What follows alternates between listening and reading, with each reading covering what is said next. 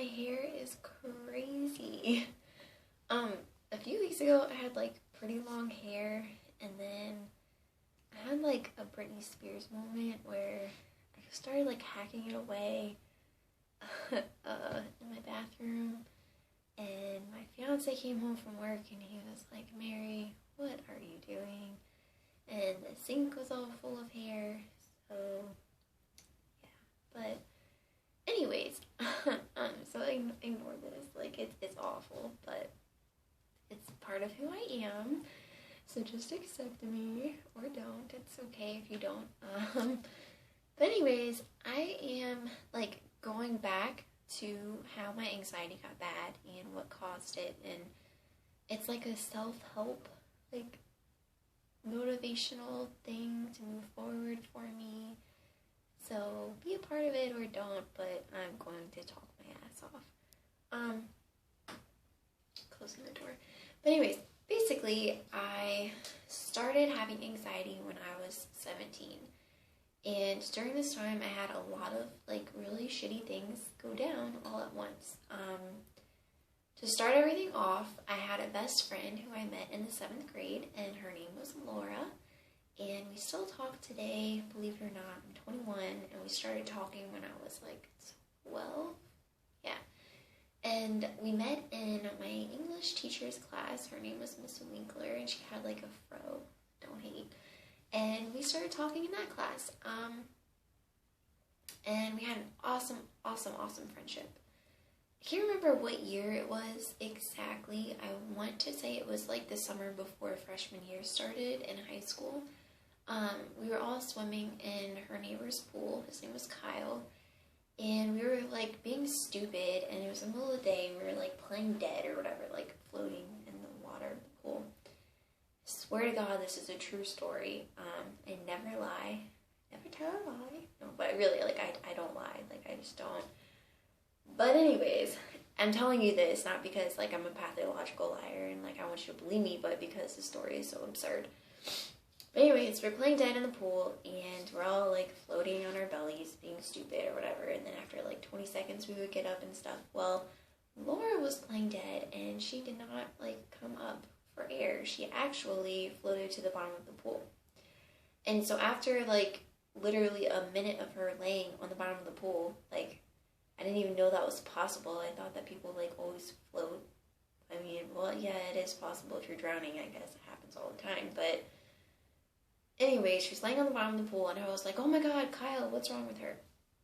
So Kyle swam down. It was a 10-foot pool, and he swam down and got her and brought her up to the surface, and her head was like this. And she had, like, really long red hair, and her hair was, like, covering her face, and we were like, "Laura, stop joking. It's not funny." And, like, she wasn't moving. So Joey, our friend, like, lifted her head up like this, and her eyes were closed, and her lips were blue, and her face was very white. And so we started freaking out and panicking. And me and Joey got out of the pool, and Kyle was holding her body up like this, and her head was still, like, lopsided, and her eyes were closed. And we got her out of the pool as fast as we could and laid her on her back, and she was not breathing. I checked for a pulse. There was no pulse. And I just remember, like, screaming, "Call 911, call 911. And so I turned her onto her side because I was worried that she had inhaled water, and she did. And all this water, like, shot out of her mouth, and she took a really big gasp of air, like, like that. But every time she would breathe in, she would, like, drown. So she was coughing, and she was basically, like, throwing up water. And so while I was screaming, "Call 911, Kyle's mom came home from work, and she was like, "What the fuck is going on?" Laura was, like, still not really coherent. Like, she was there, but her eyes weren't really open. And so 911 was called. They were on their way, and we got Laura to stand up, but she, like, wasn't able to stand up on her own. We walked her into the kitchen and sat her down in a chair, but we had to, like, sit right next to her and, like, help her sit up because she couldn't even do that. She was so, like, exhausted.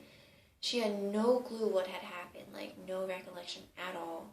She was really confused. She was really pissed off, and, like, she was trying to talk, but the words weren't coming out.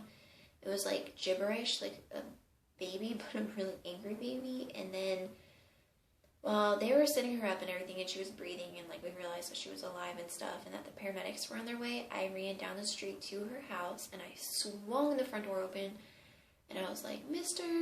I don't want to say their last name, but I was like, come here, something happened to Laura, the ambulance is on its way. And then so he like bolted out of the house, running to the backyard. And then the ambulance came, they asked us questions, and I remember she was shivering, and she was still soaking wet and dripping water, and they covered up her with a towel and a blanket, and they put her on the stretcher, and they drove off. And then, like, 2 days later, she was still in the hospital. She had to have, like, all this stuff because her lungs, like, she had breathed in a lot of water. I don't really know what they did for her. And they were doing all these tests trying to figure out, like, what on earth happened, because the story just, like, wasn't adding up. Like, you're playing dead in a pool, but then you're all of a sudden, like, at the bottom of the pool drowning. And you know how to swim.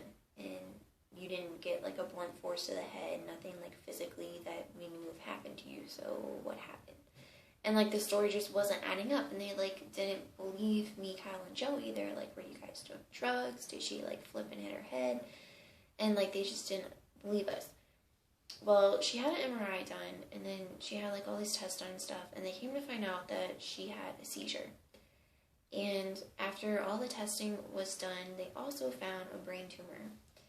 And so that was really, really scary. And for a while, they just kept an eye on it to see if it was growing or not, and it wasn't. And so they did, like, a biopsy, and she had to miss a lot of school for it. She had to wear, like, this bandage around her head for a while until, like, she healed, because they had to cut a piece of her skull and stuff. And so she had a biopsy, and it was benign, but, like, it was causing her to have seizures almost every single day. Like, at least 3 times a day she was having a seizure. And when she would have the seizures, like, her face would turn blue, and she would stop breathing, and she would make, like, a noise with her tongue, and then her hands would get really, really, like, stiff, and her arms would, and she would sway, and she would still stand up, but she, like, you had to hold on to her, and her body would get really stiff. And they weren't the kind of seizures where, like, you shake and tremble. Like, she didn't shake at all. They're called absent seizures. So she was having those, like, all the time. And really the only people that knew that she had them was, like, me and my twin sister. And it was really scary because, you know, I didn't have every class with her. And so she would have them, like, sometimes during school, and nobody would know what to do. And, like, the nurse would freak out and everything. And so after a while, she was evaluated at UVA's hospital in Virginia. It's in Charlottesville, and they decided to do a new procedure that had, like, just recently came out, and it was called Gamma Knife, and it's where they use, like, radiation treatment to, like, zap the tumor. And she had that done, but when her surgery was over, like, she was never really the same person for a while, and it made her, like, very irritable and angry, and I felt like I was grieving over a friend, like, losing one, because she wasn't the same Laura that I had known. And it was really, really heartbreaking, and I tried to still be there and, like, be supportive for her and stuff like that. And so when I was 17, that was, like, a really big, like, upsetting thing, because we had been best friends since we were, like, 12, and all of a sudden, like, my best friend just mentally, like, was not the same person. And she was dealing with, like, a lot of, like, depression and anger and stuff like that with her sickness. And so when I, like, when my mom did have her heart attack, and when I found out I was pregnant, like, she wasn't really there for me, and I didn't really have a best friend at the time, so that was, like, pretty traumatizing. But yeah, and now we are both 21. She just turned 21 a few months ago. We didn't talk for, like, 2.5 years, and then I reached out to her one day to see how she was doing, and she's doing so much better, and we started talking again, and now we're, like, good friends again, and she sees my kids all the time, and she hangs out with Matt and I, and we do stuff together, like, go to amusement parks, and we're going to a Maniscalco concert next week, so we're doing a lot better now. But that was a really traumatizing experience for me, because for a while I didn't know if my best friend had cancer or not, and I thought that she was going to pass away and stuff, and it was really hard, like, trying to be there for her and be strong. So that was one setback I had when I was 17 that kind of started, like, my anxiety and, like, some of my problems. Because I never really, like, talked about it or, like, got all the stress from it out. I kind of just bottled it up because I thought, like, I had to be strong for her and everything, because I did. Like, she really needed the support. So that's the story of me and my best friend Laura, and I am going to talk about some other stuff that happened when I was 17 also.